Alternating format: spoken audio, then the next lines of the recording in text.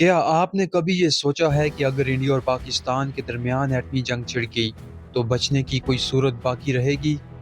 جب دو ایٹمی طاقتیں جن کے درمیان تاریخی دشمنی موجود ہو آمنے سامنے ہوں تو خطرہ صرف جنگ کا نہیں بلکہ پوری انسانیت کا ہوگا۔ یہ ویڈیو کسی خوف یا سنسنی پھیلانے کے لیے نہیں بلکہ ایک حقیقت کی طرف توجہ دلانے کے لیے ہے، تاکہ ہم یہ سمجھ سکیں کہ جنگ کا مطلب صرف توپ، بندوق یا میزائل نہیں بلکہ نسلوں کی تباہی ہے۔ اگر کسی ایک ملک نے حملہ کرتے ہوئے پہل کر دی تو جواب میں جوابی حملہ چند منٹوں کے اندر ہوگا، اور صرف پہلے ہی حملے میں لاکھوں لوگ لقمہ اجل بن جائیں گے۔ بین الاقوامی تحقیق کے مطابق اگر دونوں ملکوں نے اپنے تمام ایٹمی ہتھیار یوز کیے تو ابتدائی 24 گھنٹوں کے اندر 2 کروڑ سے زائد انسان جان کی بازی ہار جائیں گے۔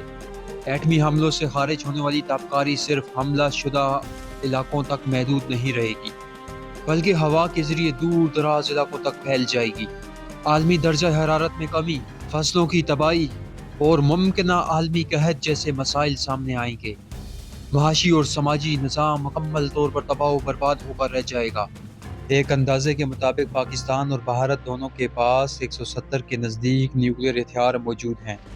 ایٹمی دھماکوں سے خارج ہونے والی تابکاری یا ریڈیشنز گاما ریز، بیٹا پارٹیکل اور الفا ذرات پر مشتمل ہوتی ہے۔ اس کا اثر فوری اور دیر پا ہوتا ہے۔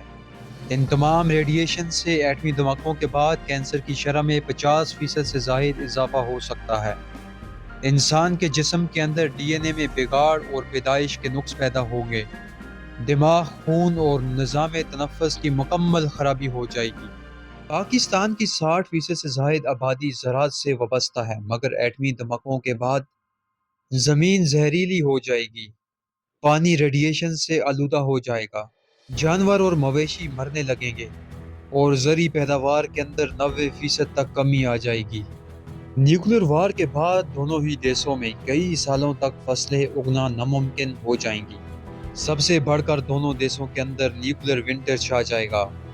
اب آپ سوچ رہے ہوں گے کہ نیوکلیر ونٹر کیا ہوتا ہے؟ ایٹمی دھماکوں کے بعد دھواں فضا میں پھیل جاتا ہے، تو اس نتیجے میں سورج کی روشنی زمین تک نہیں پہنچ پاتی۔ اس وجہ سے درجہ حرارت میں واضح کمی آ جاتی ہے۔